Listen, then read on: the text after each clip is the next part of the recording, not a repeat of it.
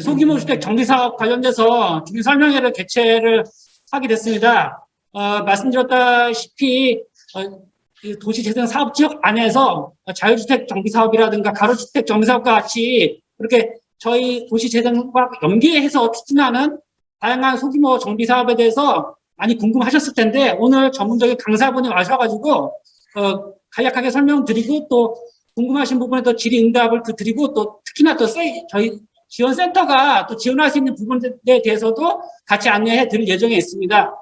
먼저 저희 총괄 코디네이터님 인사말 듣고 다음에 저희 담당 전문 코디네이터님 인사말 하도록 하겠습니다. 안녕하세요. 네, 주민 설명회 때 뵌 분도 계신 것 같고 처음 뵙는 분도 계실지도 모르겠어요. 저희가 이제 설명회라든지 도시재생 대학 이제 여러 가지 그 주민들을 접촉하는 행사들을 통해서 도시재생 사업이라는 게 사실은 그 도시 계획, 우리가 지금까지 알고 있던 도시 정비나 도시 계획보다도 훨씬 더 상위의 개념이고 도시 전반을 되살리는 것과 관계가 있다고 제가 설명을 드린 적이 있었고 그런 측면에서 봤을 때 이 주택 정비 사업, 특히 소규모 주택 정비 사업이라는 것들이 도시재생 활성화 지역 안에서 이루어질 수 있는 사업입니다. 그래서 여러분들께서도 활성화 지역으로 지정이 되고 나면 이제 여기서 이제 내가 지원을 받아 집수리를 할 수 있겠구나 하는 이제 기대가 있으실 수도 있고 그다음에 또는 이제 우리가 조건이 되면 정비 사업을 통해서 작은 규모로도 새롭게 재건축이나 재개발을 할 수 있겠구나 하는 그런 궁금증들이 생기셨을 거예요. 그래서 이제 저희 현장지원센터에서는 이제 그런 그 소규모 주택 정비 사업 지금 정부에서 장려하고 있는 그런 사업들을 하시려면 어떤 요건들이 충족돼야 되고 또 이제 어떤 준비 사항이 필요하고 하는 부분들을 오늘 이제 이런 설명회 자리를 통해서 여러분들께 안내를 해드릴 겁니다. 그리고 저희 센터 차원에서 그다음에 저희 구청에서 또 이 활성화 지역 주민 여러분들을 위해서 준비한 부분이 뭐냐면 이 집수리랑 소규모 주택 정비 사업을 원활하게 주민분들을 지원해드리기 위해서 건축사이신 건축 전문 코디네이터를 위촉을 했습니다. 그래서 이제 오늘 또 건축 전문 코디네이터님 인사드리고 또 이제 향후에 더 궁금하신 사항들이 있으시면은 그 전문 코디네이터님과 약속을 하셔가지고 자문을 받으시고 도움을 받으실 수 있으세요. 그래서 오늘은 이제 그렇게 마련한 첫 번째 자리니까 잘 들으시고 뭐 궁금증이 있으면 잘 해소를 하고 가셨으면 좋겠습니다. 네, 그러면 오늘 저희 센터에 이제 위촉된 건축 전문 코디네이터이신 서정주 건축사님을 소개를 드리겠습니다. 네. 안녕하십니까. 온라인도 지금 보고 계십니다. 그 총괄 코디네이터께서 소개해 주신 것처럼 건축사로 활동하고 있는 서정주라고 합니다. 대형 사무실에서 오래 이제 경험을 하다가 학생들도 가르치고 제 사무실을 개업해서 이렇게 저도 작은 규모의 프로젝트들을 진행을 하고 있는데요. 총괄 코디네이터님의 이제 조금 요청과 추천을 받아서 이렇게 이 센터, 우리 현장 지원 센터 내 건축 전문 코디네이터로 활동하게 되었는데 제 역할은 저희 센터 내부적으로는 이 총괄 코디네이터님 휘하 여러분들하고 이런 도시 재생을 위한 사업을 추진하고 계획을 이반하는 데 있어서 제가 갖고 있는 어떤 전문성이나 지식을 통해서 좋은 방향으로 나아가고자 하는 자문 역할 및 계획 수립 역할을 하고 있고요. 사실 이제 오늘 이 자리에 오신 분들하고도 관련이 있죠. 아주 좋은 계획을 잡아야 되기 때문에. 그리고 또 거기에서 한 발 더 나아가서 아까 센터장님, 총괄 코디네이터께서 말씀하신 것처럼 가꿈주택 사업이라든지 그리고 뭐 저기 유성연립 쪽에 제가 여기 와가지고 보니까 LH의 그 가로주택형 정비 사업에 뭐 참여하려는 어떤 시행사 이런 분들이 있던 걸로 제가 말씀을 들었어요. 그래서 저도 그 부분에 대해서 조금 알아봤는데 지금 뭐 전반기 지금 접수는 마감됐고 아마 2차가 뭐 10월 달 예정돼 있습니다. 만약에 그 유성연립에서 그런 개인 어떤 시행자나 건설사가 그런 움직임을 갖고 또 우리 신월동의 발전과 개선을 위해서 움직인다면 제가 이제 여러분들의 편이 돼가지고 이제 어떤 전문가나 시행자나 이런 사업자가 하는 말들에 대해서 이 얘기가 맞나? 혹은 우리의 이익이 제대로 대변되고 있는가? 이렇게 불안하시고 궁금하실 텐데 그런 자리에 제가 함께 참석을 해서 여러분 편에 서서 이 부분은 이렇게 하는 게 맞다, 이런 부분을 보완해달라, 이런 역할도 참 얘기를 들었을 때 그렇게 잘 진행됐으면 좋겠다는 생각이 들더라고요. 아주 저희가 센터 내에서 지금 확보된 혹은 추가적으로 뉴딜 사업으로 확보하려고 하는 예산 이상의 어떤 또 성과를 낳을 수 있기 때문에 그런 부분도 저도 기대를 하고 있는데 그런 역할도 할 수 있으면 하고자 하고 할 수 있으면 할 수 있는 상황이 되면 참 좋을 것 같고요.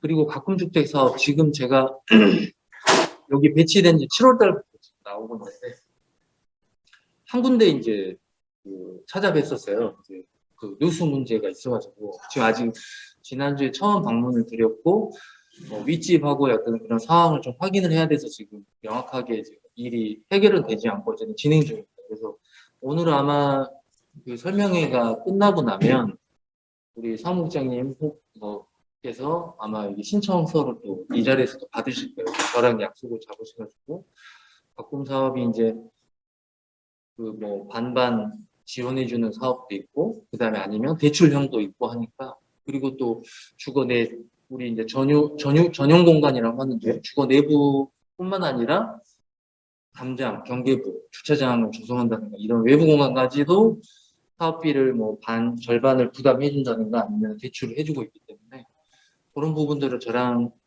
현장에서 만나서 협의를 하고 대략적으로 제가 또 어느 정도 예상이 된다. 차라리 이런 부분을 개선하는 게 좋겠다. 이제 그런 자문을 제가 드리고 또 센터와 함께 최대한 그런 지원을 받으실 수 있도록 함께 움직이려고 하고 있습니다. 그래서 뭐 어려워하지 마시고요. 그리고 또 자주 저랑 또 만나서 얘기를 하다 보면 건축이 그렇게 뭐 항상 여러분들은 건축문 안에 살고 있지 않습니까? 의외로 생각보다 쉽게 이해하실 수 있을 거라고 생각되고 저는 어쨌든 저도 이제 바깥에서 따로 제 일을 할 때는 개인 어떤 사업자로서 활동하지만 여기 왔을 때는 어쨌든 준 공무원이다 라고 스스로 생각하고 있습니다. 제가 뭐 이거 여러분 상담해가지고 그 제 이익을 챙기려거나 뭐 그 사업을 저랑 함께 하려고 한다 그런 생각이 일절 없고요. 그래서 어쨌든 그 중요한 자리인 만큼 여러분들 입장에서 객관적으로 피해가 발생하지 않고 가장 적정한 대안을 찾을 수 있도록 노력할 테니까 여러분들도 뭐 일단 만나서 얘기를 해보고 접해보다 보면 점점 편안해지시고 아마 좀 원활하게 갈 거라고 생각됩니다. 좀 신월 3동이나 이런 데들 전문 코디네이터인데 제 친구도 지금 하고 있는데 그 친구 말 들어보면 뭐 상담하느라고 정신이 없다고 하더라고요. 근데 저희는 이제 제가 배치된 지 이제 7월 이제 한 달밖에 안 돼서 그런지 좀 홍보가 안 돼서 여러분들 방문이 조금 많지는 않은데 많이들 찾아주셔가지고 제가 그래도 좀 보람, 자부심, 내가 사회적으로 좋은 일도 기여하고 있구나 이렇게 될 수 있도록 여러분들이 좀 마음의 문턱을 낮추고 자주 찾아주시고 하셨으면 좋겠습니다. 그럼 앞으로 잘 부탁드리고 여러분들의 많은 참여가 신월 일동을 함께 좋은 마을로 만든다고 생각하시고 작게는 나의 집, 크게는 우리 가로 공간까지도 확장되는 거니까 그렇게 적극적인 마음으로 임해 주셨으면 감사하겠습니다. 예, 감사합니다. 예, 지금 말씀드렸다시피 저희 건축 전문 코디님이 매주 화요일날 오후에 일단 별다른 일이 없으면은 저희 센터 방문하셔가지고 사전에 그 접수된 그 상담 관련해서 진행해 주실 예정이고요. 오늘 참석하신 분들 중에서 이따 전문 강사님 오실 것인데 강사님 얘기 듣고 또 질의응답 한 이후에 추가로 상담 받으실 분들 같은 경우 저희 데스크 쪽 뒤쪽에 저희 상담 신청 그 양식을 놔뒀으니까 저희 쪽에 매주 화요일날 오후만 가능하니까 그때 1지망, 2지망으로 해서 화요일날 그 시간대나 요일을 좀 바꿔가지고 2개 시간대를 기입해 주시면 저희가 나중에 조율해가지고 안내해서 연락드려서 이제 상담 받을 수 있게끔 진행하도록 하겠습니다. 담당 오늘 강의해 주실 강사분이 오셨는데, 예, 저희 왜 지난 여름에 저희 도시대학을 수강하셨던 분들은 기억하실 겁니다. 저희 2강에 도시재생의 사례에 대해서 강의를 해주셨던 김미정 두꺼비하우징 대표님 오셨는데 오늘은 이제 특별하게 소규모 주택 정비 사업에 대해서 전문적으로 강의를 해주실 예정이고요. 원래 건축사이시고 또 이러한 소규모 주택 정비 사업에 대해서도 현장 실무적으로도 사업도 많이 하시고 계시는 그런 분입니다. 오늘 관련해가지고 실제 사례, 이론, 제도 관련해가지고 다양한 방면에 대해서 얘기를 해주실 거니까 강의를 한 40분에서 50분 정도 강의를 듣고 그 다음에 질의응답 시간에 많이 질의응답 해주시면 감사드리도록 하겠습니다. 예, 괜찮을까요? 예, 그러면은 말씀드렸던 두꺼비 하우징의 김미정 대표님 박수 모시겠습니다. 네. 지난 시간에 오셨던 분 계시나요? 네. 네. 다시 뵙게 돼서 반갑습니다. 아마 오늘 준비한 자료를 지난밤에 보내드리고 제가 다시 보니까 살짝 수정할 부분이 있어서 말씀드리는 도중에 잠깐 원고를 교체를 하려고 하거든요. 제 이야기 잘 들리시나요? 제 목소리가 좀 작아가지고 이야기하면서 힘을 내도록 하겠습니다. 오늘은 그때 이제 도시 재생이 변화의 과정에 있다. 한 10년 정도 해보니 이제 계속해서 도시는 변화하고 그에 맞춰서 이제 그 변화하는 중심 주제 중에 하나가 소규모 주택 정비 사업 활성화에 관한 것이었고요. 소규모 주택 정비 사업이 활성화되는 것은 지금까지 이제 리모델링 중심, 가꿈 주택, 우리가 이제 지금 가지고 있는 자산으로도 충분히 살만하다, 고쳐 살자라고 하는 것들이 중심 주제였다가 새롭게 변화하고 있습니다. 고쳐가는 걸로. 새로 짓는 것도 활성화하자.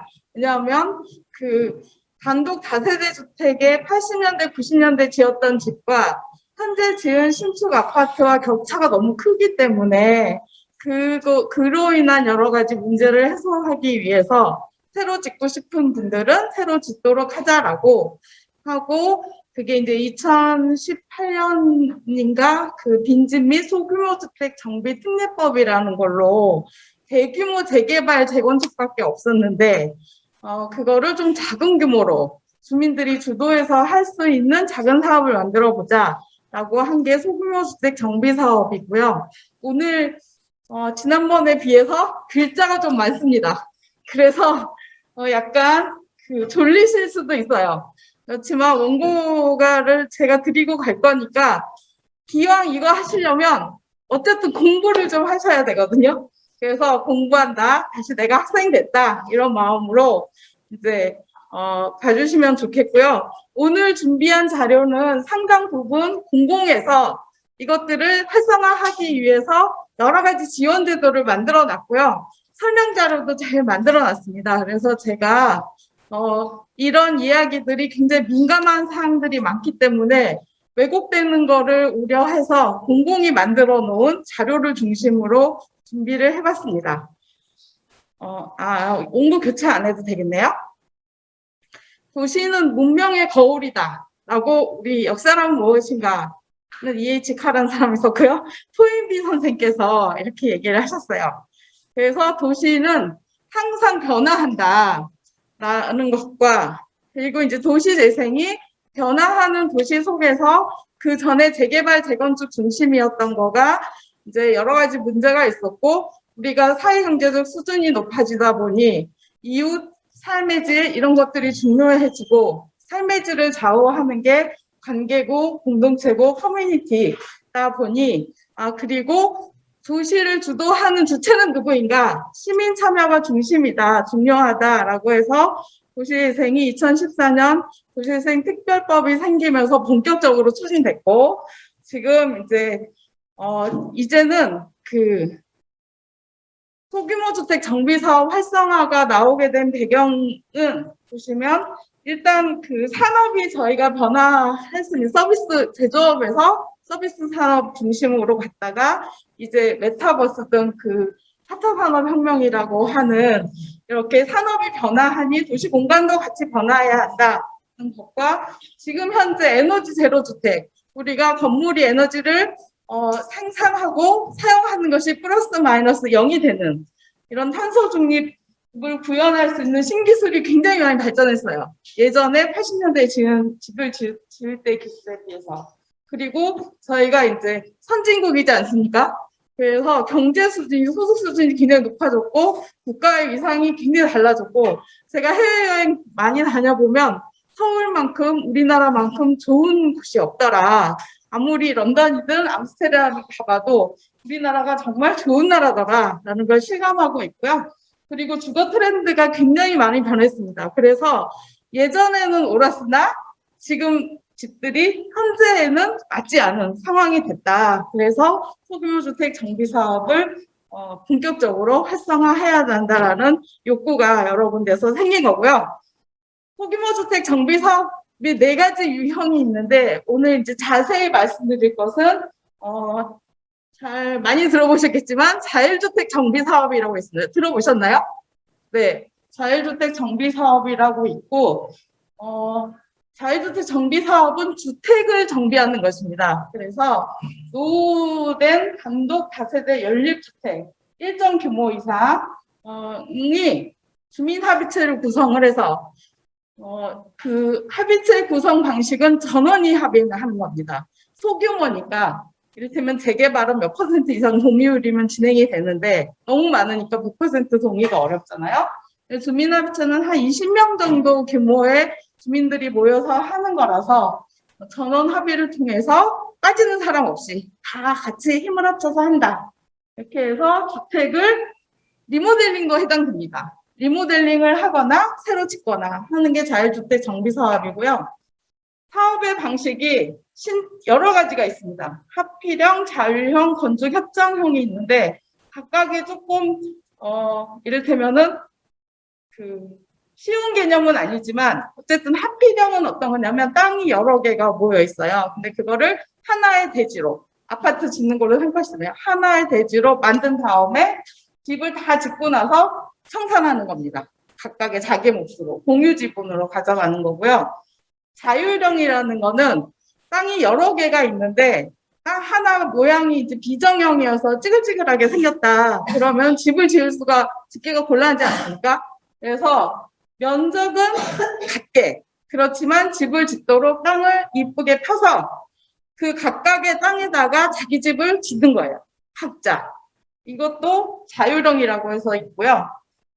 실제로 이제 이런 사례가 또 있기도 합니다. 건축협정형이라는 거는 협정도 이렇게 쉬운 개념은 아닌데 이를테면은 집을 우리가 집하고 집 사이는 대지 경계선으로부터 민법에 의해서 최소 50cm, 다세대 주택은 1m, 아파트는 3m 이상 떨어지도록 되어 있어요. 그런데 그러다 보니까 집하고 집 사이에 공간이 애매하게 남아 있잖아요. 1m씩. 거기를 이제 막 이렇게 막아가지고 뭔가 창고로 쓰시거나 좀 담장이 있거나 쓸모없는. 그래서 그런 거를 이렇게 유럽에 가보면 집들이 가로변에 쫙 붙어 있잖아요. 그래서 그렇게 가로를 정비하는 방식으로 하자. 그래서 맞벽. 벽을 아예 붙여버리는 거예요. 하나의 벽을 양쪽 집이 공유해서 쓰는 거. 맞벽. 그건 합벽이고요. 맞벽은 각각의 자기 집의 벽은 있어요. 그런데 그 집의 벽이 붙어 있는 거예요. 일정 간격을 두고. 그런데 소유권은 각 필지별로 가져가는 거. 자율형도 각자 하는 거잖아요. 협정형을 하면은 여러 가지 자율주택 정비 사업처럼 인센티브가 있습니다. 왜냐하면 도시 환경을 정비하는 좋은 차원이 있다. 이렇게 생각하고 있기 때문이고요. 사업 요건을 좀 자세히 이렇게 보시면 주로 이제 신월동 도시재생구역에서는 가로주택 정비 사업을 준비하고 있다고 하셨어요. 두 개가 진행하는 시스템이 유사합니다. 그런데 자율주택 정비 사업이 조금 규모가 작기 때문에 더 간소화되는 측면이 있어요. 그래서 자율주택 정비 사업도 기왕 이 시간을 통해서 알아놓는 게 좋으실 것 같고요. 자율주택 정비 사업은 우리 집과 옆집 2사람이 해도 됩니다. 집 땅 하나는 안 되고요. 2명이 모여서 해도 돼. 10명이 모여서 하려고 했는데 하세월이고 도저히 하기가 어렵다. 그럴 것 같아. 그러면 그냥 우리 뜻맞는 양쪽 집이 합시다. 이렇게 해도 가능하거든요.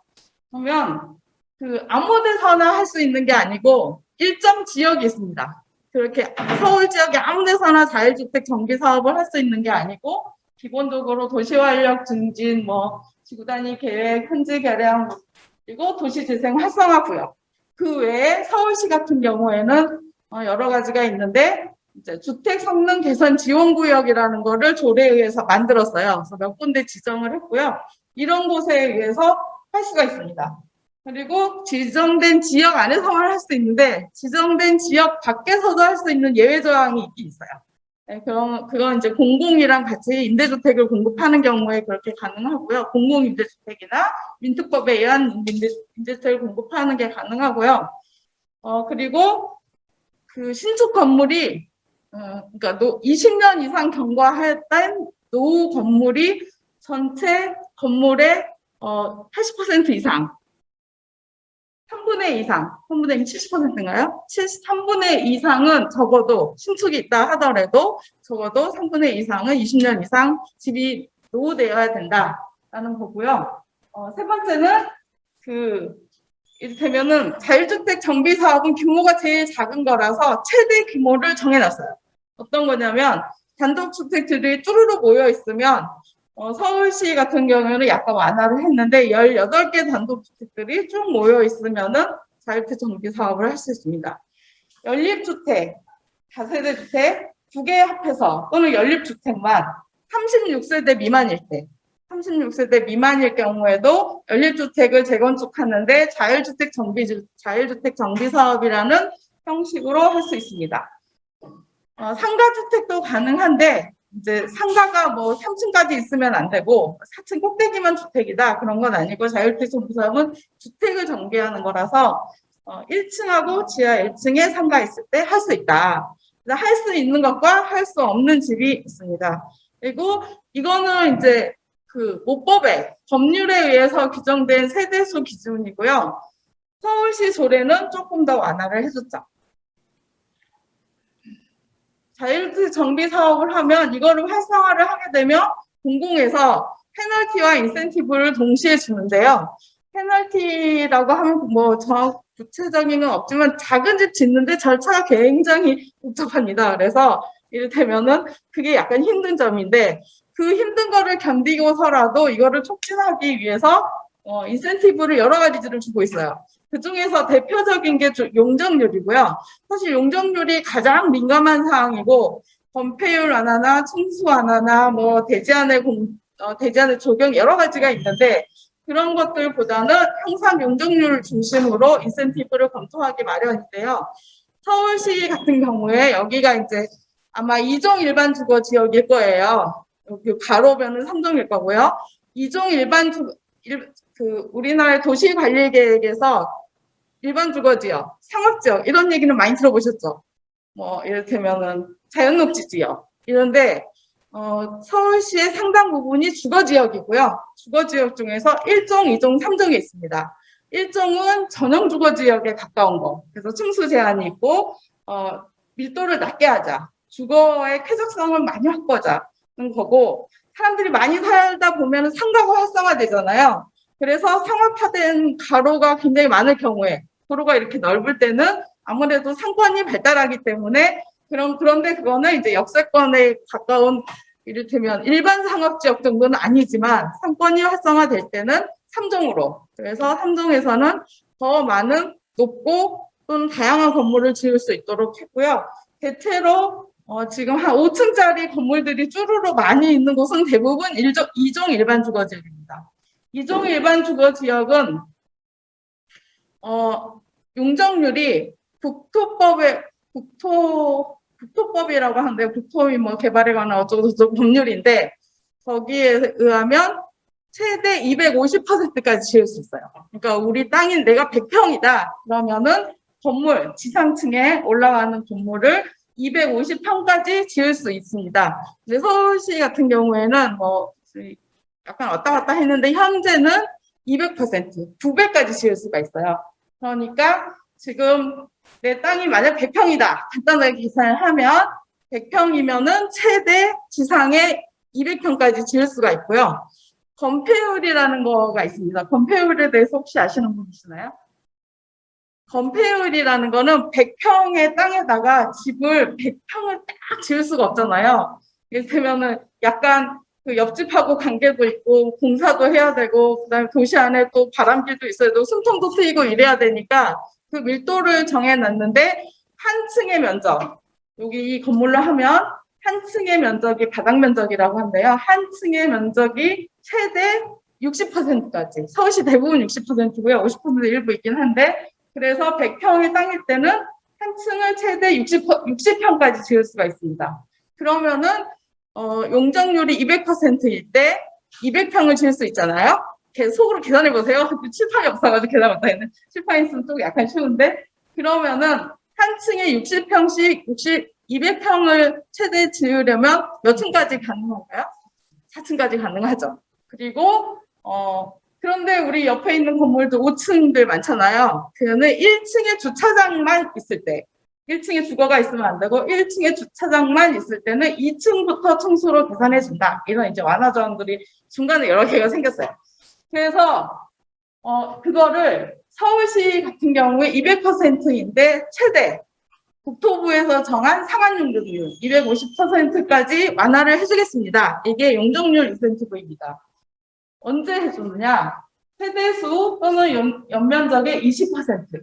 만약에 우리가 10세대를 지으면 2세대를 공공임대주택 또는 공적지원 민간임대주택이라고 하는데요. 이게 이제 일정 기준이 있어요. 8년 이상 임대를 해야 되고 임대료 시세 80% 뭐 이런 게 있거든요.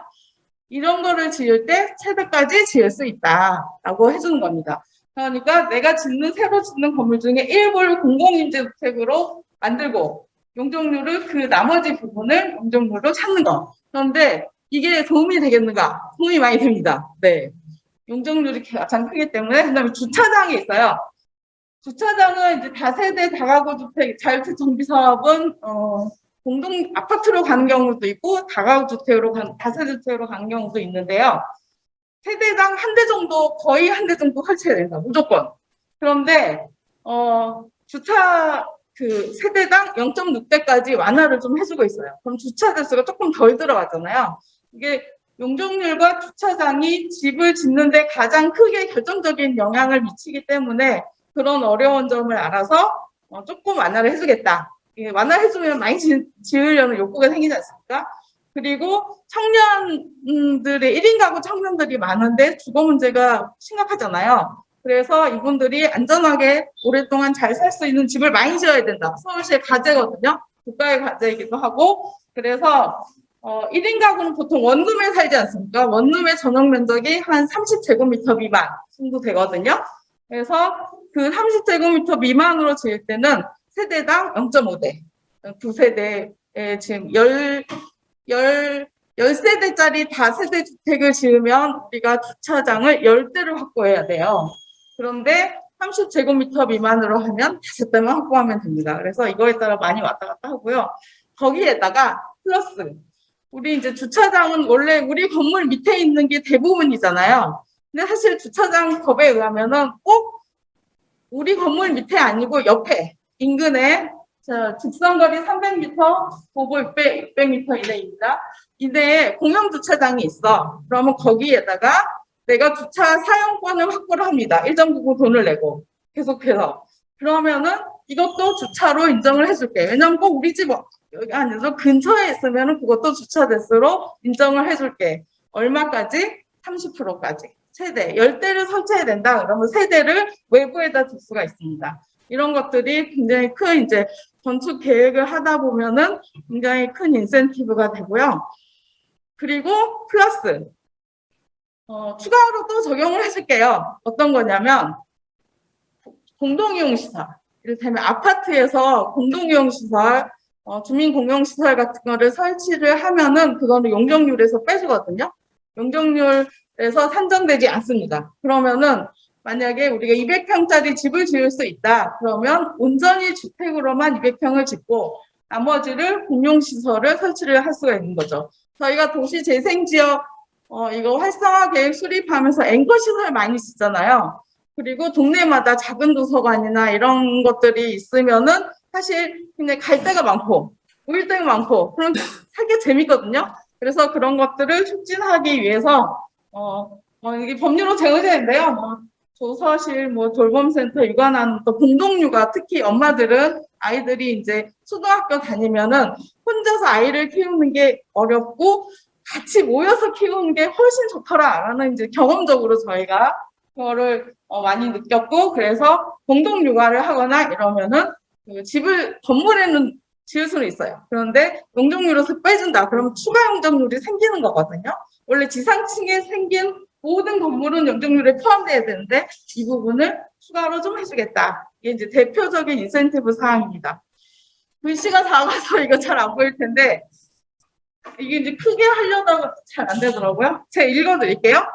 그 다음에 이제 집 지으려면은 건물을 어떻게 지을 거냐가 첫 번째로 중요하고, 두 번째는 그러면 짓는 비용은 어떻게 마련할 거냐가 중요한데, 일반 금융에서도 당연히 이거를 할 수 있습니다. 그런데 주택도시보증공사를 통해서, 주택도시보증공사 보통 저희가 허그라고 하는데요. 도시재생기금, 기금을 활용해서 주택기금과 도시기금, 도시개정 두 개가 있는데, 도시개정을 활용을 해서 저리로 1.5%에서 1.2%까지 굉장히 낮은 이자율로 사업비를 빌려드릴게요. 그런데 몇 퍼센트, 50%에서 90%까지. 그냥 우리가 주민들이 모여서 자율주택 정비 사업을 하면은 허그에서 50%를 지원을 해줍니다. 그런데 이거를 LH나 SH 같은 공공시행자하고 같이 공동사업을 진행을 하면은, 또는 LH나 SH에게 사업을 위탁할 수 있습니다. 그럴 경우에는 조금 더 올려줄게. 근데요, LH하고 이제 저희가 하는 게 LH랑 공동시행 약정을 통해서 하고 있는데요. 그 경우에는 사업비의 90%. 왜 사업비의 50%냐면은, 기본적으로 토지 소유자들이 모여서 이 일을 추진하는 것이기 때문에 토지가 전체 사업비에 계산해 보면 한 30에서 50%, 토지가 비싸면 한 60%까지도 되거든요. 그래서 토지는 내가 갖고 있으니 건축비가 필요하지 않습니까? 그래서 건축비 플러스 나머지 비용을 대충 해보니 50% 정도 아니겠느냐라는 이제 이 수치의 근거가 그 정도 되고요. 그래서 그거를 빌려주겠다. 임대주택을 공공임대주택을 20% 이상 공급을 하면 조금 더 빌려주겠다. 70%까지. 50%는 부족할 수 있잖아요. 그러면은 각자 충당을 해야 됩니다. 그래서 이렇게 하겠다. 그래서 집을 지을 때 공공임대주택 공급률이 우리나라가 7% 정도라고, 7에서 8%? 근데 좀 작은 거예요. 그래서 이거를 유럽의 다른 나라들처럼 이제 조금 올리겠다가 목표고, 이런 거 할 때 도심지에 공공임대주택이 여러 개가 생기면은 청년들도 들어갈 수 있고, 신혼부부들도 그 자기 집을 마련하기 전에 주거 사다리 형식으로 해서 살 수 있습니다. 그러면은 일반 그 임대에서 살면은 월세만 70만 원을 내야 한다, 100만 원을 내야 한다. 그런데 공공임대주택에 가서 살면은 30만 원만 내도 되고, 그 절감한 돈을 저축을 해서 자기 집을 지을 때 보태라라고 이제 지원을 해주고, 뭐 이런 것들을 가지고 이런 이제 금융 지원 정책을 만들었고요. 초기 사업비하고 본 사업비를 둘 다 빌려줍니다. 근데 처음에 초기 사업비라는 거는 뭐냐면, 처음에 이 사업을 하려고 했더니 이를테면은 설계를 해야 돼요. 인허가를 해야 되고, 그다음에 설계를 해야 되고, 측량도 해야 되고, 지질조사도 해야 되고, 뭐 초반에 들어가는 비용들이 좀 있습니다. 그래서 이 초반에 들어가는 비용이 총 사업비의 보통 한 5% 정도 되거든요. 그래서 5%도 빌려줄게. 이고요. 본 사업비는 언제냐면 사업 인가가 나오면은 착공이 들어가잖아요. 그때부터 큰 돈이 들어가기 시작합니다. 건축비용. 그럴 때 인허가 후에 본 사업비를 빌려주겠습니다. 약정을 해서 이렇게 지원 정책을 만들었고요. 이거는 가로주택 정비 사업도 유사한데요. 그래서 이거 자율주택 정비 사업 사례가 몇 가지 있는데 최근에 굉장히 많이 추진되고 있습니다. 2년 전만 해도 이렇게 사례가 별로 없었고, 이게 이제 저희가 하고 있는 거고요. 이 사례는 LH가 참여해서 같이 하고 있는 사업들입니다. 보시면 이렇게 규모가 크지 않은 거를 보실 수 있죠. 저희가 한 게 약간 큰데요. 미아동에 저희가 이제 자율주택 정비 사업 연립주택 24호를 73호 공공임대주택 73호로 조성하는 거를 하고 있고요. 저희가 이제 노후 주거지의 문제가 도시재생을 여러 차례 하다 보니까 주차 문제가 해결되고 쓰레기 문제가 해결되고 자원순환이 가능하고 일자리가 생기고 그다음에 도심에 이제 여기가 위험한 석축으로 되어 있었는데 이런 위험한 것을 정비를 하고 그리고 커뮤니티가 활성화되고 여기에 이제 사람들이 모여 사는 자기들끼리 모여 사는 게 아니고 동네하고 어울려 살고 이런 것들이 해소되면 사실 도시재생이 다 되는 거 아닌가라는 생각을 좀 하게 됐어요. 그래서 그거를 저희가 이제 자율주택 정비 사업을 LH하고 공동시행 약정을 통해서 진행을 하고 있습니다.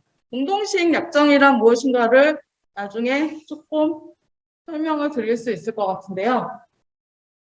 자, 그런데 이 일이 내가 이제 재개발을 좀 시행을 해보신 분이다 또는 내가 재개발 조합원이었다 그러면 약간 이해는 되셔요. 그렇지만 집을 이제 그냥 다세대 주택 한번 지어봤어. 이 정도로는 이 사업을 추진할 수 있을 만큼 이렇게 역량이 되기가 어렵습니다. 이게 굉장히 어렵거든요. 그래서 일반 주민들이 이 과정을 다 알고 이따가 법률 검토를 하면서 자세히 말씀드릴 텐데 그거를 다 이해하시고 그다음에 건축도 이해를 하시고 금융도 이해를 하시고 이래야 되는 거예요. 그래서 너무 어려워서 잘 추진이 안 되는 것도 있습니다. 그래서 한국부동산원, 한국감정원이 한국부동산원으로 바뀌었는데요. 한국부동산원에서 내가 도와줄게. 그래서 지원 프로그램을 만들었습니다. 어떻게 지원하느냐? 처음에 저희 신청을 할 수 있는데요.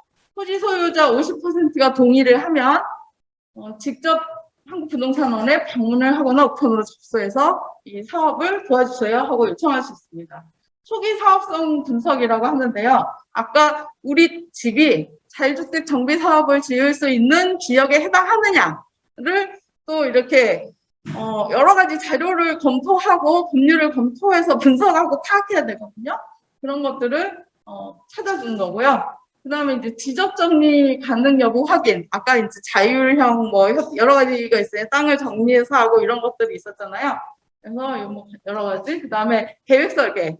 이 땅에다가 집을 지으면 대충 어느 정도 나오겠어? 라는 것도 우리가 건축사무소에 이제 기획 설계를 와서 맡기는데 사실 무료로 좀 해주세요. 라고 여기서부터 돈을 들어가는 직접 인건비가 들어가는 일이긴 하나 아직 사업을 할 건지 말 건지가 결정되지 않은 상황에서 초기 사업비라고 말씀드렸잖아요. 이거를 투입하기가 누가 내? 뭐 이런 거 있잖아요. 그래서 이거는 그 한국부동산원에서 이렇게 같이 협력하고 있는 건축사 풀이 있습니다. 거기하고 협력해서 계획 설계를 간단하게 해줍니다. 그러면 어떻게 생기는구나, 우리 땅에 집이 어떻게 나오는구나 라는 거를 대강 아실 수가 있고요.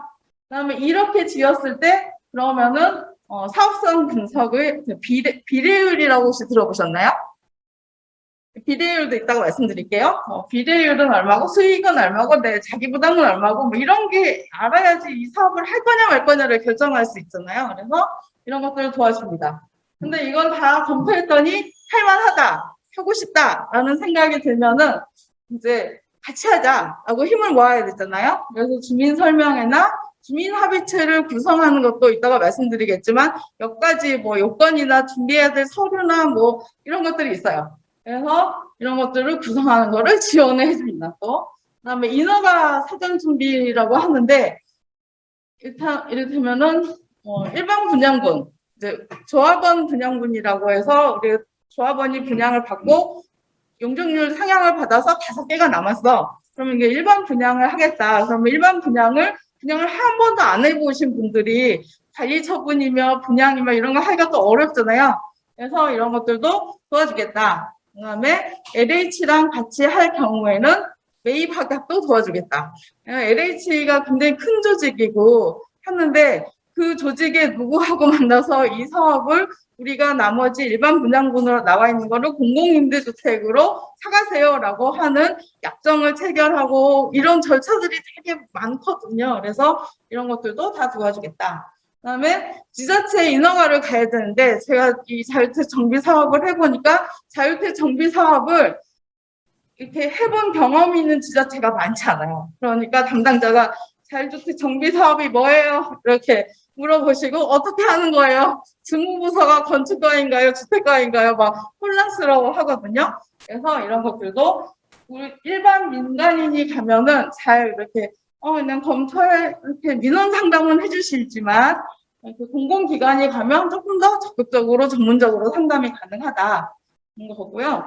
그다음에 그 허그에 본사업비 융자 신청을 할 때 허그도 역시 이 융자 신청 절차가 이자는 매우 낮게 주지만 잘 모르는 사람이 접근하기에는 굉장히 까다롭고 온갖 계약서며 악정서며 추가서 이런 것들 다 넣어야 되거든요. 그래서 잘 모르시는 분들이 하기가 쉽진 않다.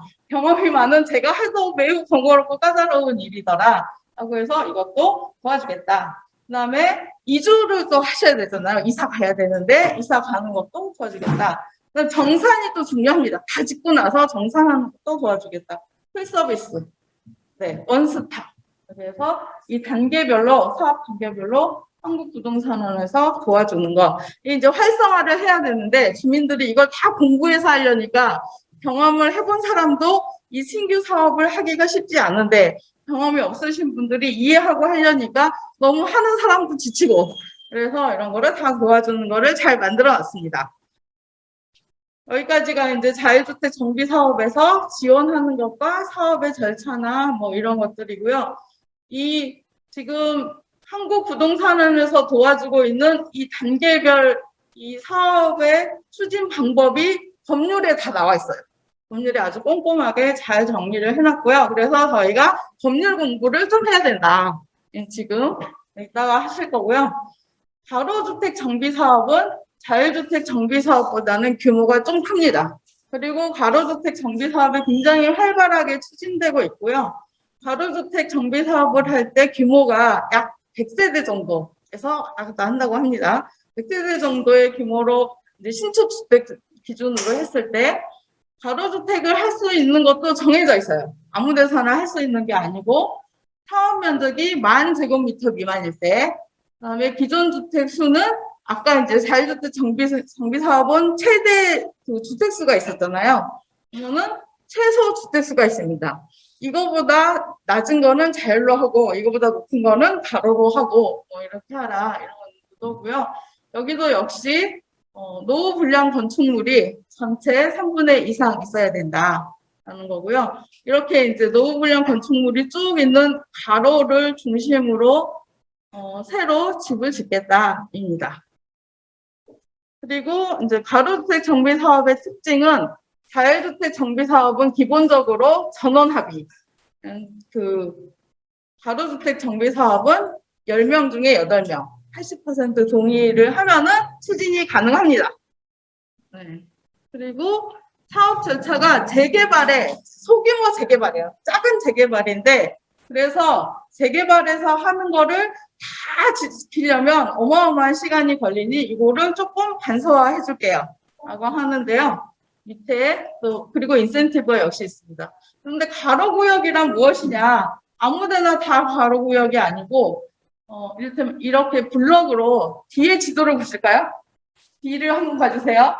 뒤에 지도에 보시면 빨간색으로 건물이 이렇게 점을 찍어놨잖아요.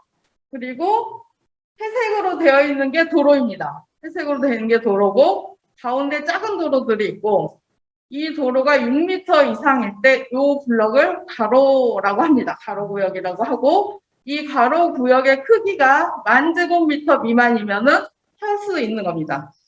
이게 우리가 여기서부터 여기까지 다 하겠어 그랬는데 10,000제곱미터를 넘는다 그러면은 못하는 거고요.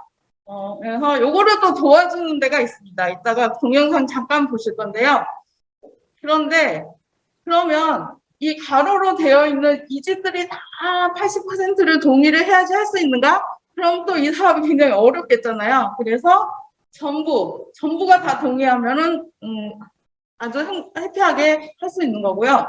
일부 이렇게 다 할 수 있는데 가능한 구역이 요만큼인데 일부를 해도 인정을 하고 있다. 네, 그래서 일부 동의가 되고 뜻이 맞는 분들이 하고 안 하겠다고 하시는 분들은 억지로 하게 하는 방법도 있긴 하지만 다 이렇게 그 모두가 행복하기는 좀 쉽지 않잖아요. 그래서 열심히 하려는 분들을 중심으로 할 수 있다. 거고요.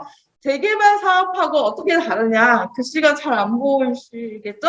작아서 이게 이제 재개발 사업입니다. 한 10년 걸리잖아요. 재개발 한 10년 이상도 걸립니다. 근데 이를테면은 요 위에 부분 정비 기본 계획 재개발 구역으로 지정하지 않습니까? 지정을 한 다음에 조합 설립 추진위원회를 또 만들고 조합 인가를 하고 사업 시행 인가를 받은 다음에 관리 처분 계획을 하고 착공하고 준공하고 입주합니다. 자, 사업 시행 인가 이후로는 같아요. 그런데 어떠냐면 이 부분에 재개발 구역으로 지정하지 않습니다. 재개발 구역으로 지정한다는 이야기는 도시계획위원회에 가서 지정해야 된다는 이야기에서 이것도 시간이 많이 걸리거든요. 그래서 이건 하지 않아도 된다. 조합 설립은 해야 됩니다. 조합 설립은 해야 되고 건축 심의를 받아야 됩니다. 가로주택 정비 사업은. 근데 건축 심의를 받으면은 사업 시행 인가 때 재개발은 사업 시행 인가가 나고 허가가 나고 나서 관리처분 계획을 수립해요. 관리처분 계획 수립할까지 막 1년 이렇게 2년 이렇게 걸리거든요. 근데 그 과정에서 비대위가 나타나고 그다음에 세입자가 퇴거를 하는데 굉장히 어려움을 겪고 싸움이 붙고 우리 구청 앞에 가면 항상 농성하고 있고 이러잖아요. 예전에는 굉장히 폭력적으로 철거를 많이 하다 보니 거기에 이제 승복이 안 되시는 분들과의 오랜 기간 동안 갈등이 있어 왔는데 심의 때 사업 시행 인가 때 관리처분 계획을 같이 합니다. 그래서 인가가 나면은 이게 같이 되는 겁니다. 이 부분이 간소화되는 거고요. 나머지 착공 이런 거는 같다. 그래서 평균 한 3년에서 4년 빨리 할 수 있는 거죠. 네. 이게 이제 재개발과 다주택 정비 사업의 차이고요. 아까 자유주택 정비 사업하고 비슷합니다. 근데 조합 설립 인가하고 자유주택 정비는 주민합의체 설립하는 거고요. 건축 심의 또는 통합 심의 해야 되고요. 그다음에 분양 심의를 통과하면 분양 계획을 삽니다. 그리고 관리처분 계획 수립하고 사업 신청하고 이주하고 집 짓고 청산하고 입주하고 하는데요. 여기도 역시 가로주택 정비 사업도 인센티브 조항이 있습니다. 서울시에서 상당수의 북한산 근처나 이렇게 경관을 우리가 좀 보존해야겠다라고 하는 곳은 7층까지만 집을 지을 수 있도록 되어 있는 곳이 많아요. 그래서 아직까지 노후주거지로 남아있는 상당수 지역이 7층 이하인 경우가 많습니다. 이종 일반 주거 지역에서 아파트를 지으면은 층수 제한이 없는 경우에는 막 25층 이렇게도 올라가거든요. 그래서 가로주택 정비 사업이 이를테면 저층 고밀입니다. 그러니까 나홀로 아파트 20층짜리 중간에 마을에 뾰족하게 딱 올라와 있으면 그게 이제 도시가 아름다워야지. 외국인들도 서울이 굉장히 아름답다고 많이 찾아오시고 서울이 활성화돼야지 우리의 사회경제적으로 발전도 하고 하거든요. 그래서 이거를 7층 이하로 원래 7층 이하로 이렇게 묶어놨었는데 용적률은 높여주는데 7층 이하여야 한다라고 했는데 최고 15층까지 가능하도록 했고요. 그다음에 7층 이하로 묶여있는 곳, 층수 제한이 있는 곳은 10층까지 가능하도록. 그리고 공공임대주택 20% 이상을 설치하면은 최대 상한 용적률 250%까지 10%다. 그러면 직선 보관해서 220%까지 이렇게 해서 이제 약간 자세한 사항이 있는데요. 이런 인센티브가 있습니다. 그래서 층수하고 용적률에 대한 인센티브가 굉장히 가로주택을 활성화하는데 중요한 요소로 작용하고 있고요. LH 참여형 가로주택 정비 사업이 있습니다. LH 참여형 자율주택 정비 사업도 있는데 오늘은 이제 LH 참여형 가로주택 정비 사업만 가져왔는데요. 가로주택 정비 사업을 할 때 LH와 같은 토지주택 공사하고 공동 시행을 할 수가 있고요.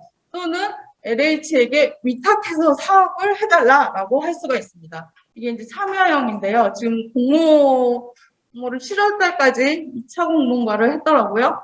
그리고 이렇게 되면 공동 시행 약정을 하면 LH가 이를테면은 허그로부터 주택도시보증공사로부터 사업비를 대출받는데 LH가 차주가 돼서 대출을 받습니다. 그래서 허그로부터 개인이 대출을 받을 때 굉장히 절차가 까다롭고 이런 것들을 LH가 받아서 사업비로 금전소비대차 계약을 맺어서 조합 또는 주민합의체하고 일을 진행하는 거라서 이게 금융지원도 조금 쉬운 편이고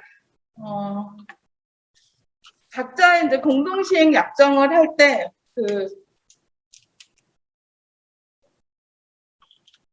크게 얘기하려니까 손이 막혀. 중간에 혹시 이렇게 좀 잘 이해가 안 된다 하면 언제라도 손을 들어서 질문을 해주셔도 괜찮습니다. 네, 가능한 한 약간 쉽게 말씀드리려고 하고 있는데요. 네, 그래서 이렇게 공공에게 LH 참여형 바로 할때 네, 한다고 하면 네. 기금 대출 초기 사업은 언제쯤 신청을 받는 초기 사업비는 사업 추진, 네, 아까 보시면 이거 뒤에 있군.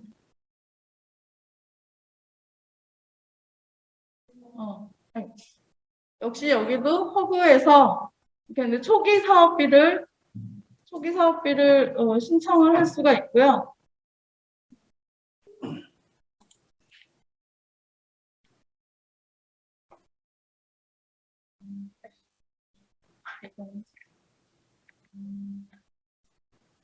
그러니까 그 사업 인가가 난 후에 받는 게 본사업비라고 말씀드렸잖아요. 그 이전에 초기 사업비인데 일시에 받는 게 아니고 필요할 때마다 신청해서 받을 수 있습니다. 근데 이제 뭐 500만 원 이런 거를 그때그때 금전소비대차 계약 맺어가고 하기에는 조금 어려울 수 있으니까 몰아서 하는 경향이 있긴 한데요. 그래서 그때그때 필요할 때마다 초기 사업비를 할 수가 있고 적어도 주민합의체가 완성됐거나 왜냐하면 주민합의체나 또 혹은 조합하고 약정을 맺는 거거든요. 그러니까 빌려줄 사람이 정확하게 있어야 돼요. 빌려줄 사람이 그냥 개인이 아니고 이 사업을 추진하는 주체가 정확하게 있어야지 이거를 빌려줄 수 있습니다.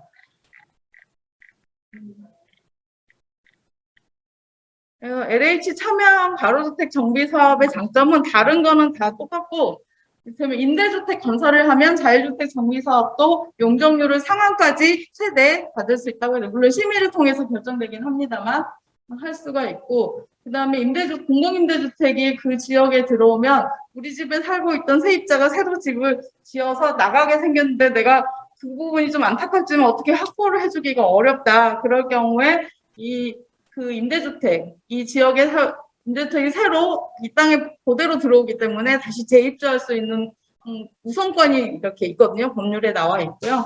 그다음에 사업비 조달도 안정적으로 할 수 있고 왜냐하면 단독으로 할 때는 50%까지 빌려준다고 했잖아요.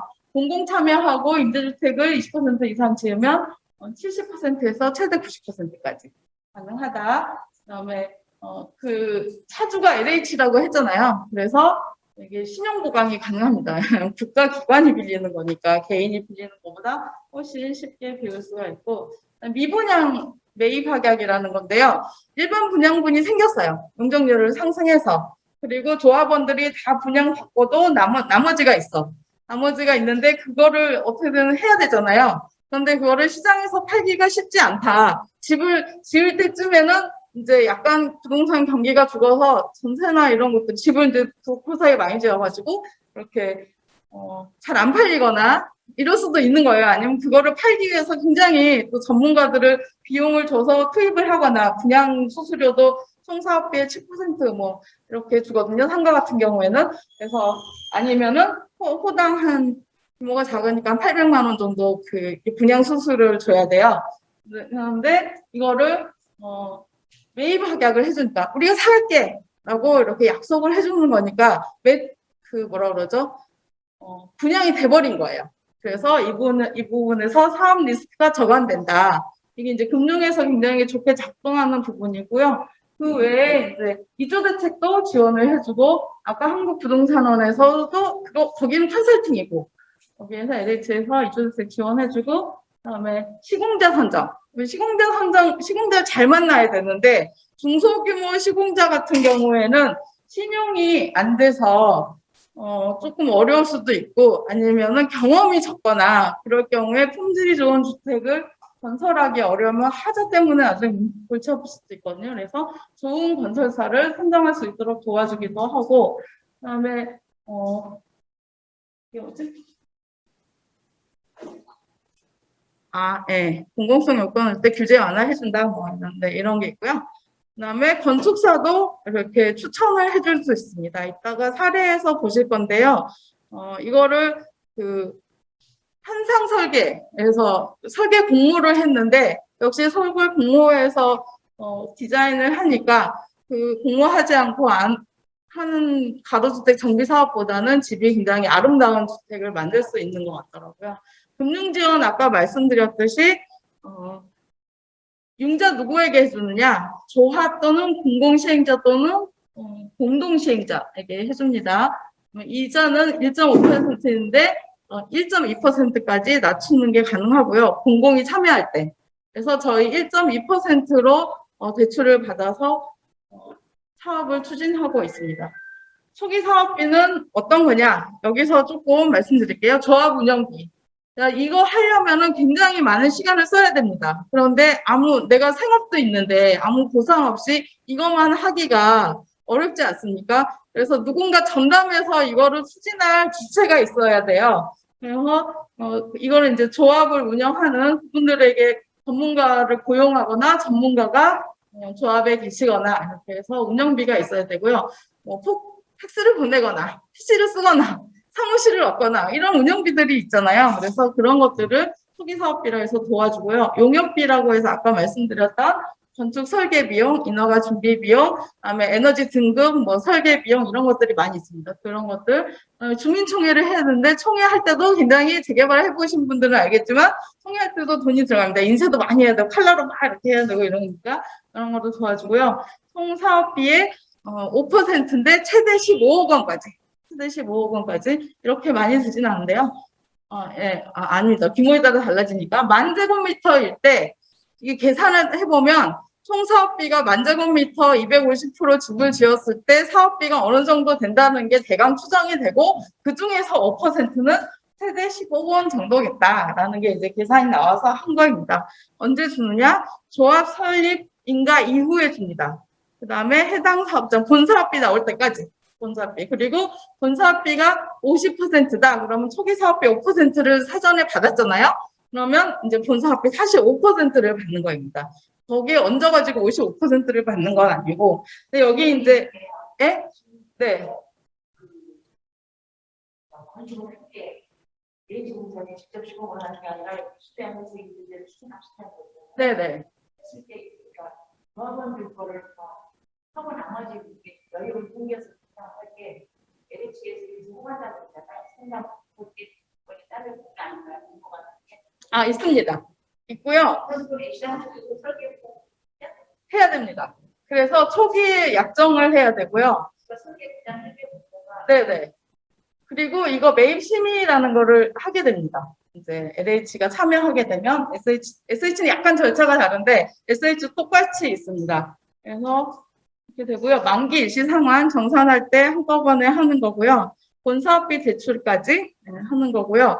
이게 이제 허그가 들어오게 되면 저게 있어요. 허그가 1순위로 이렇게 근저당을 하기 때문에 이 시작으로 갑니다. 근데 LH가 그래서 근저당하고 어쩌고저쩌고 이러면은 토지가 개인별 사정에 따라서 중간에 뭔가 토지에 압류가 들어오거나 막 이런 일이 생길 수 있어요. 기간이 3년 동안 하다 보니까.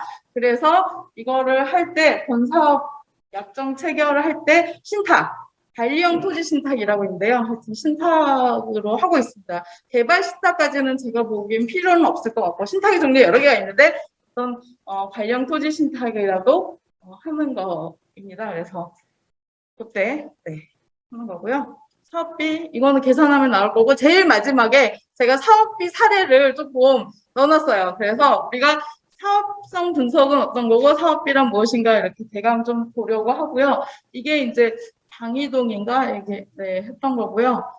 이건 대구인 것 같고 이게 이제 현상 설계를 통해서 선정된 안입니다.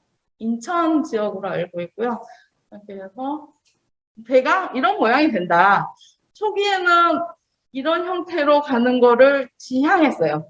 지금도 가로를 이렇게 딱 약간 장벽처럼 느껴지지만 어쨌든 이런 게 도로는 넓어지고 주차도 이 안에 다 있고 그래서 관리지역이라는 걸로 해서 관리를 하려고 하는데요. 서울시가 지금 109곳 하고 있더라고요. 5월 말 기준으로. 양천구에도 몇 군데 있습니다. 8곳이 지금 인가를 냈거나 뭐 심의 중이거나 이렇게 하고 있고요. 삼진열림 들어보셨나요? 네, 덕화주택. 덕화주택 아세요? 덕화주택 사업 시행 인가 단계라고 합니다. 지금 신청해서 인가, 네, 고요.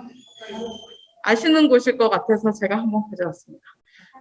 네, 그런데 이거를 이제 주택 관리 지역이라는 거를 설정을 하자. 그래서 보다 적극적으로 이 사업을 활성화하기 위해서 지자체랑 함께 하는 거고요. 올해 4월에 이 관리 지역 선도 사업 20곳이 선정이 됐어요. 어떤 거냐면 요만큼만 가로주택으로 할 수가 있어요. 가로인데. 근데 여기만 하면은 나머지는 가만히 있으면은 또 이게 격차가 생기잖아요. 시간에 따라서 당연히 여기를 하게 되면 또 여기도 자연히 따라오게 되는데 그러면 이 집만 보고 하는 거니까 도시관리계획이 이제 아파트 재개발에 좋은 점은 도시관리계획이라는 걸 통해서 그 지역 전체를 이렇게 활성화하거나 재구성하거나 이런 장점이 있잖아요. 여기도 역시 그런 장점을 좀 만들어 보자라고 해서 가로주택 정비 사업을 민간이 추진을 하면 지자체가 이 동네에 체육시설이 없네, 이 동네에 노인시설이 없네, 뭐 이런 이제 이 동네에 도서관이 없네, 학교가 없네, 이런 것들 공용주차장이 부족하네 이러면은 생활 SOC로 이렇게 설치를 해주겠다는 거고요. 우리 동네 커뮤니티 센터가 필요하다라고 하면은 지자체하고 협력해서 커뮤니티 센터를 따로 지을 수가 있습니다. 최대 150억까지 중앙정부에서 지원을 해주고 있고요. 심사와 선정을 통해서 지정되고 있습니다. 그래서 관리지역이라는 게 이제 올해 이사대책 발표 이후에 이제 적극적으로 추진하기 위해서 지금 관리지역이 선정됐고요. 관리지역 같은 경우에는 이렇게 보면 양천구 목동의 정목초등학교라고 아시나요? 네, 그 근처가 관리지역이 선정이 됐습니다. 금천구 시흥동이 이제 3군데가 금천구가 아주 열심히 하신 모양이에요. 네. 그리고 이제 서울에 11개, 경기, 인천, 대전, 광주가 있습니다. 어떻게 하느냐? 시흥, 사동 사례로 보여드릴게요.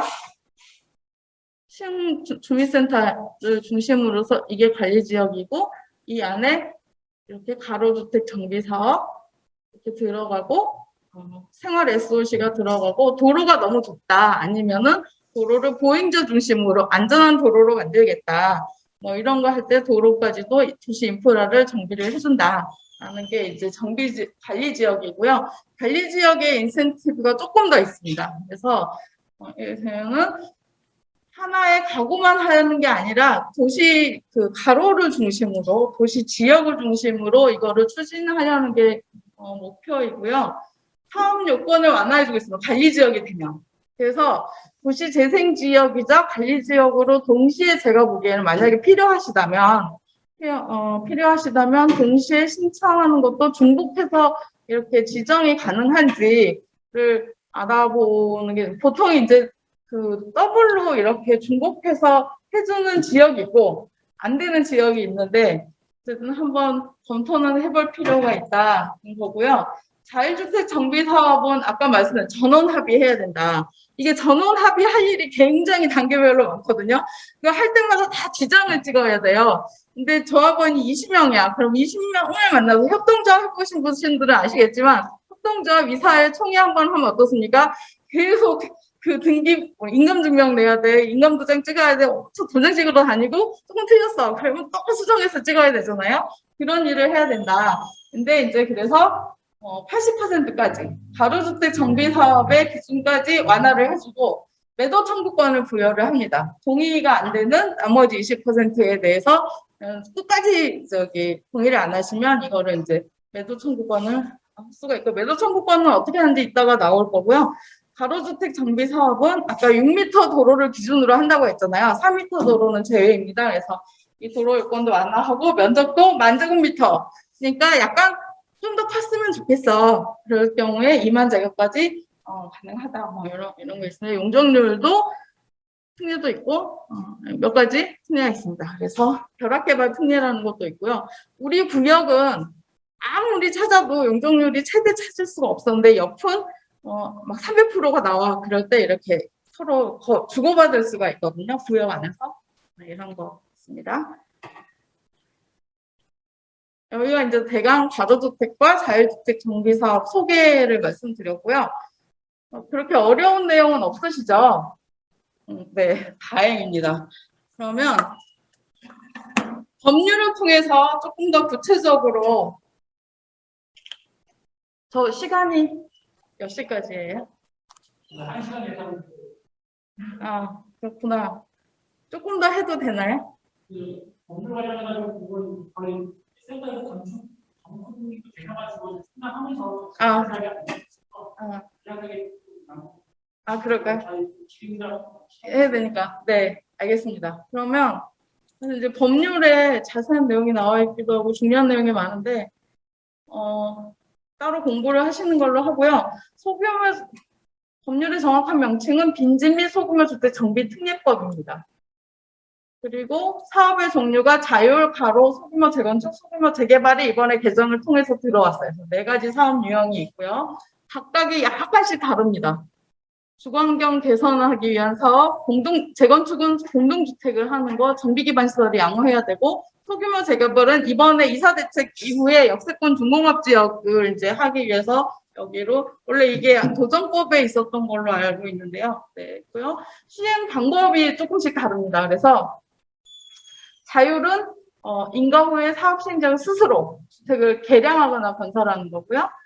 가로주택은 인가받은 사업 시행 계획과 주택 등을 건설 공급하는 거고요. 소규모 재건축은 주택, 부대시설, 복리시설, 오피스텔 하는 거고요. 소규모 재개발은 주택 등 건축물. 약간 범위가 더 커진 거죠. 사업 시행자 기준이 중요한데요. 자율은 2인 이상 토지 등 소유자가 직접 시행할 수 있습니다. 그리고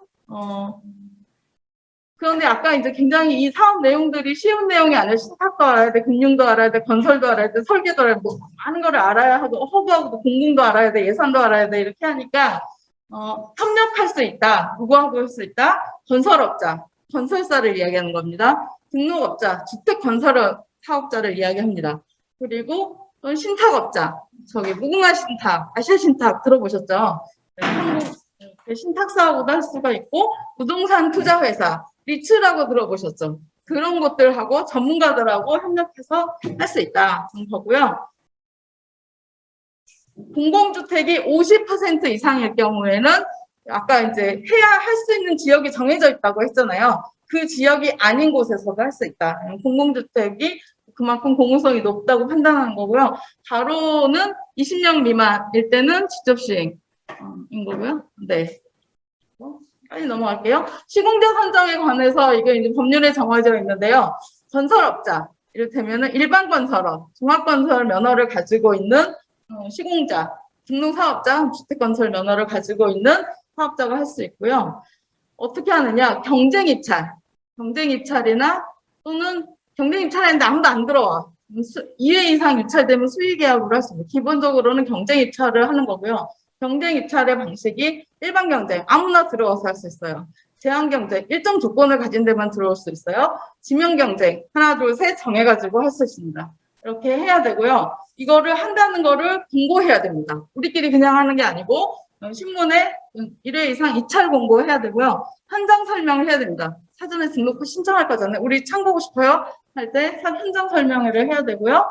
합동 홍보 설명해야 되고 해서 조합에서 투표를 통해서 선정하는 겁니다. 그리고 철거공사를 포함하라. 철거공사 별도, 이제 일반 시공은 별도인데, 철거하고 일반 시공을 분리를 하면 문제가 좀 서로의 그 책임 범위에 따라 문제가 생기는 경우가 있어서 철거공사를 포함하라. 시공 보증서를 제출해야 됩니다. 시공을 책임지고 준공하겠다. 라는 거고요. 이거 먼저 LH나 신탁사람 하면 당연히 내야 되는 거고요. 그래서 시공 보증서를 제출할 수 있는 시공자하고 일을 하셔야 됩니다. 그리고 주민합의체는 무엇인가? 자율정비 사업을 하려면 주민합의체를 구성해서 신고해야 됩니다.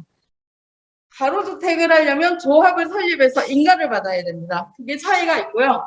그래서 그 주민합의체 특징은 전원합의가 특징이에요. 그리고 이제 관리지역 아까 완화된다고 했고 20인 미만일 때 소규모 재개발인데 소유자가 작아 몇 명 안 돼 그럴 때는 뭐 주민합의체로 할 수가 있습니다. 사업시행 뭐 이렇게 몇 가지 자세한 내용이 있고요. 주민합의서라는 거를 총회를 통해서 해야 되는데요. 이름, 목적, 사업 내용, 주민합의체 구성하는 사람들의 자세한 내용, 그다음에 대표자도 뽑으셔야 되고요. 시공자 또는 뭐 이렇게 시공자 선정 방법 이것도 정관에 나와야 됩니다. 그다음에 주민합의체 어떤 내용들을 우리가 의결할 때는 어떻게 대리인을 선임해서 대의원을 만들어서 할 것이냐, 대표자의 회의를 할 거냐, 아니면은 모두가 참석해야 할 거냐 이런 의결 방법. 이게 근데 표준 정관이 있긴 합니다만 어쨌든 주민합의서를 만들어서 제출을 해야 되고요. 협동조합 만들어 보신 분들은 알겠지만 협동조합 규약을 만드는 것과 유사합니다. 조합 설립 인가도 비슷한데 조합 설립 인가에 들어가는 내용이 조금 더 많은데요. 예를 들면 공사비에 관련 내용이 들어가야 되고요. 창립총회 회의록 이런 것도 들어가야 되고요. 사업의 내용이 자세하게 들어가야 됩니다. 그래서 조합 설립 인가가 조금 까다롭고 법인으로 등록해야 됩니다. 법인으로 등록해야 되고요.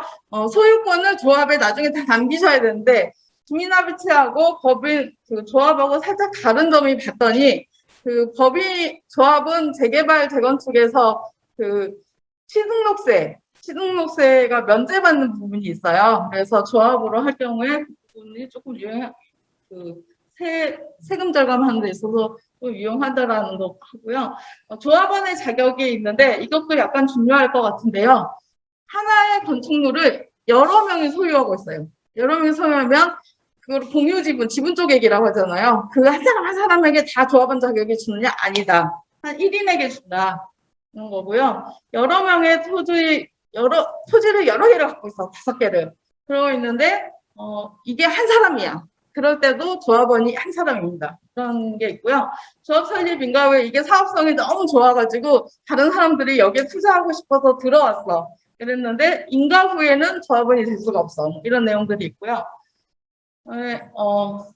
아까 지장을 찍어야 된다. 인감도장 아니고 지장을 찍어야 되는데 언제 하느냐? 정비사업 시행 시, 예정구역 지정 제한 시, 하여튼 주민합의체 구성 조합설계 사업인가 시 매 단계마다 이거를 다 도장을 찍어야 된다라는 게 있고요. 그래서 대표자를 선임하게 됩니다. 대표자에게 상당 부분을 위임을 해서 그 부분을 신뢰하고 같이 일을 하는데 신탁을 통해서 하거나 또는 LH하고 하거나 하면은 공공기관하고 하는 거기 때문에 우리 조합에서 뭔가 부정한 짓을 저지르고 있는 거 아니야? 라는 재개발 사업에서 그런 일들이 많이 나타나잖아요. 그런 부분들이 굉장히 투명하게 된다. 그리고 이 사업이 정해진 항목대로 비용이 지출되는 거라서 사업이 이상할 일이 거의 없거든요. 이따 보시면 아실 거고요. 그 다음에 아까 말씀대로 건축심의 통합심의를 용적률 상향을 받을 때 통합심의를 받는 거고요. 시도시계획위원회를 가야 됩니다. 시도시계획위원회에서 올린다고 무조건 다 통과시켜주지 않아요. 타당성이 있어야지 하는 거고요. 그래서 건축 설계를 가로정비 정비계획을 굉장히 잘 수립해야 된다는 거고요.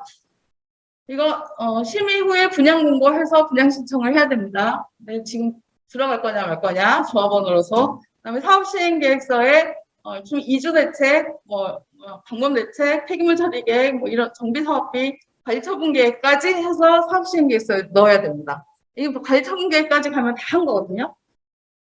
그다음에 인가가 나면은 관리처분계획에 따라서 관리처분을 하게 된다. 그런 거고요. 동의를 하지 않아. 나머지 20%가 동의를 하지 않고 있어. 그러면 심의를 받은 날부터 30일 이내에 매도 청구를 할 수가 있습니다. 그리고 답변을 하지 않는다. 그럼 내가 이게 듣기 싫어 하면서 답변을 하지 않고 가만히 있잖아요. 그럼 어떻게 됩니까? 나는 동의하지 않은 걸로 간주가 돼요. 그래서 매도 청구가 들어오게 됩니다. 그래서 동의를 할 거냐 말 거냐를 발을 들일 거냐 말 거냐를 결정을 해야 된다. 사업성 분석 잠깐 보여드릴게요. 사업성 이거 사례인데요. 일반 개발 사업이에요.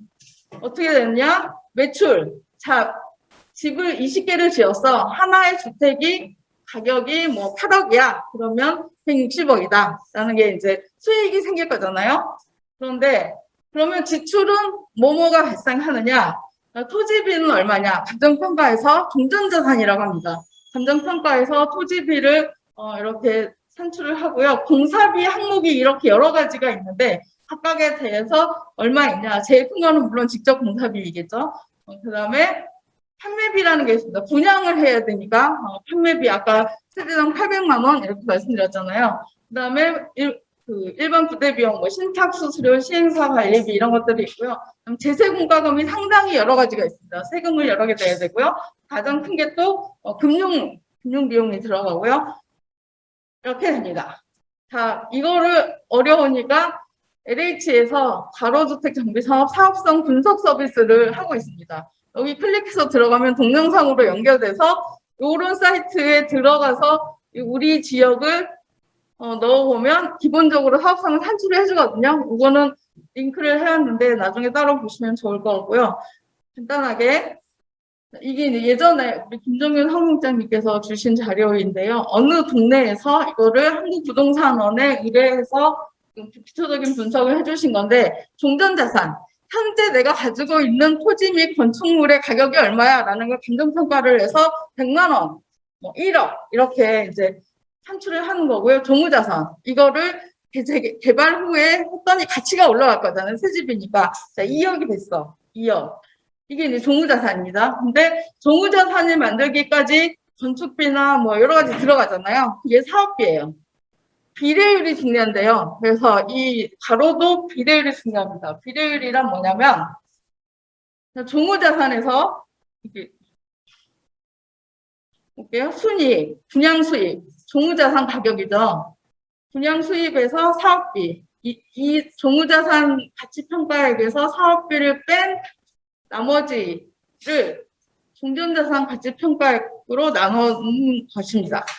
얼마냐? 100이면은 똔똔이라는 거예요. 자, 130이다. 그러면 사업성이 좋은 거예요.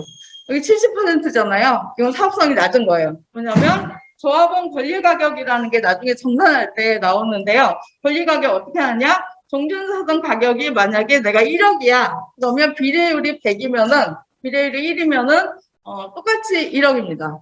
그런데 만약에 나는 현재 가치로는 100인데 1억인데 비례율이 130% 나왔어. 그럼 1억 3천 되는 겁니다. 그러면 자기 부담금이 어떻게 되죠? 줄어듭니다. 이게 비례율이 낮게 나왔어. 50%야. 그러면 권리가격이 낮아져서 자기 부담금이 높아집니다. 그래서 이거를 이제 잘 받기 위해서 굉장히 노력을 하시는 거예요. 그거를 세대별로 쭉 했더니 어느 집은 1억 2천 환불받고 어느 집은 2,900만 더 내야 돼. 이런 상황이 발생해서 이 집이 나는 인정 못해. 이렇게 하면 추진자가 안 된다. 그래서 이런 부분을 하셔야 된다는 거고요. 제가 이제 마지막으로 끝내도록 할 건데요. 관용은 사피엔스의 특징이 아니라고 합니다. 여기 유발 하라리의 사피엔스라는 책이 나오는 건데요. 인간이 잔인한 동물이어서 누군가 이렇게 서로 사이좋게 협력적으로 이게 기본적으로 본능에 있는 건 아니고 이타적인 인간은 진화의 산물이다. 우리가 오랫동안 잘 살려고 봤더니 서로 협력해야 되겠더라. 본성은 그게 아닌데 라는 거고요. 저희가 이제 이 가로주택이나 자유주택을 할 때 여러 사람이 모여서 의견을 합의를 해서 사업을 진행하는 거잖아요. 그러니까 다른 사람 의견도 존중을 해야 되고 내 의견도 피력해야 됩니다. 그런데 그게 항상 평화로운 상태에 있지 않아요. 늘 이해관계가 충돌하기 때문에 그건 당연한 거고 그런데 그거를 조정하기 위해서 억지로 평화로운 상태로 만들지 말아라. 늘 긴장관계에 있을 거고요. 이게 제대로 가는 거야? 불확실성과 회의 속에 사업이 종료돼서 입주할 때까지 청산할 때까지 그 과정에 있다. 그거를 익숙해지고 그거를 균형감을 가지고 조화롭게 합의내는 거. 평화로운 상태로 가게 되면 누군가 목소리 큰 사람의 의견대로 이게 이렇게 결론이 나버릴 가능성이 있고 그러면은 내 의견대로 반영되지 못한 사람은 불만을 가질 수밖에 없거든요. 그래서 이거를 불확실성과 회의를 일상에 늘 있는 얘기다. 뭐 이 자체를 평화롭게 인식하는 거 이게 중요하다고 합니다. 이것도 책에서 나온 이야기인데요. 여기까지 말씀드리겠습니다. 긴 시간 들어줘서 감사합니다. 바로 질의하고 많이 주시면서 빨리 고생했습니다. 다시 한번 말씀 주시죠.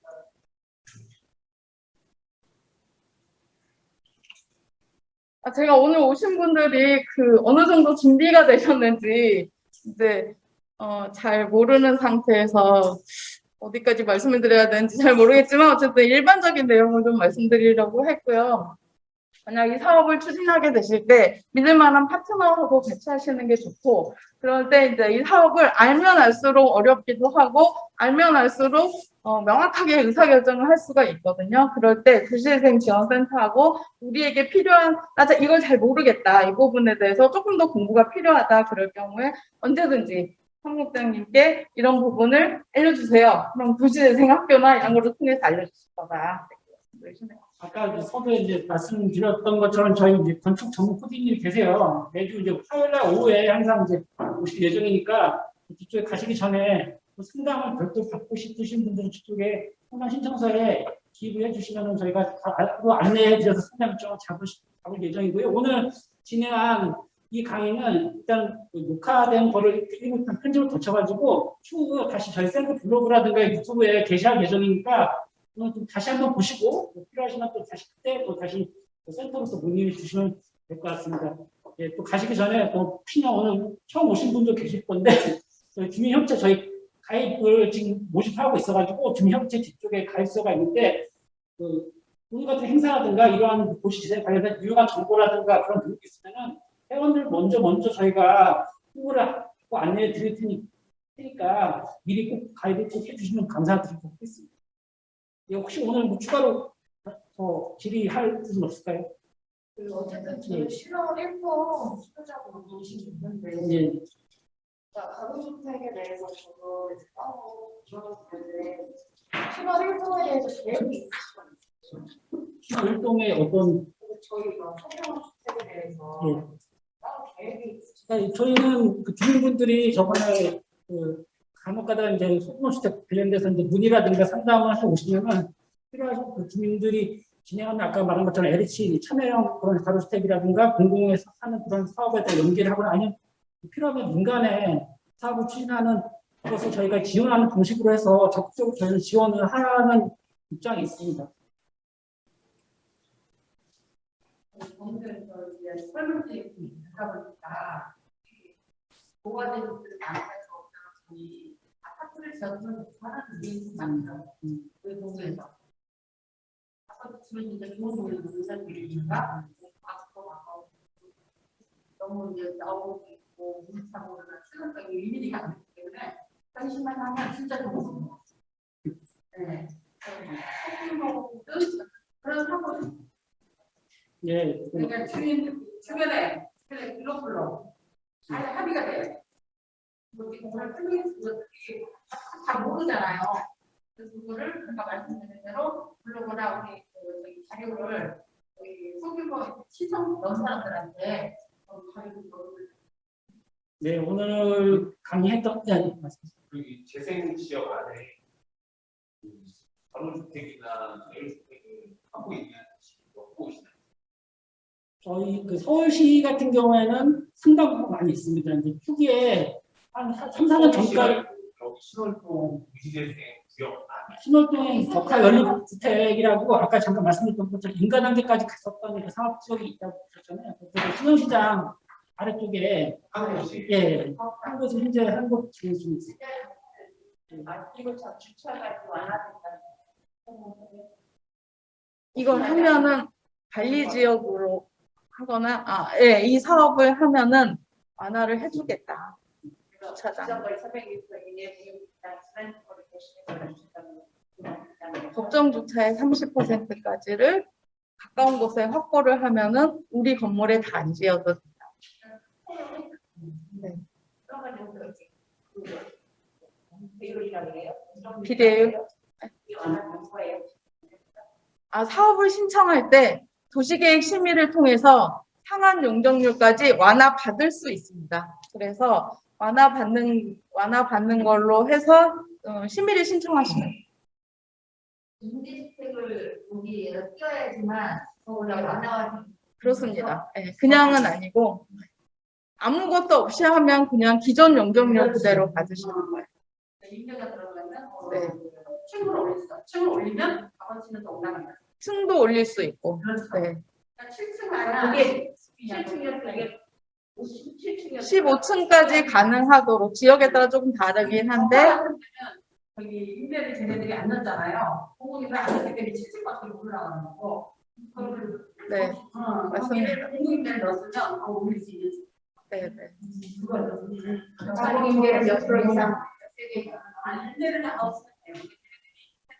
관리돼 있어야 네네. 임대가 네, 처음부터 있었어요. 공공임대가 좀 들어가야 된다. 100가구를 짓는다. 바로 규모가 보통 예? 빈집특례법은 2018년인가 제정됐습니다. 제정. 새로 생긴 게. 그래서 임대를 조금 멀리 하는 거예요. 층수가 올라가면 10층짜리 집하고 7층짜리 집은 값어치가 나고 있잖아요.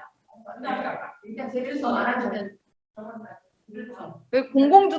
공공임대주택을 넣으실 건 공공지원 민간임대주택을 하셔도 되고, 근데 나중에 운영관리를 하셔야 되는데, 공공임대주택으로 매각을 하게 되면, 그 LH든 SH든, 그 LH가 계획한 이 지역의 수요가 있을 거잖아요. 청년형이냐, 신혼부부형이냐, 노인형이냐, 고령자형이냐, 이런 거에 따라서 매입 심의를 통해서 선정을 하게 됩니다, 조건을.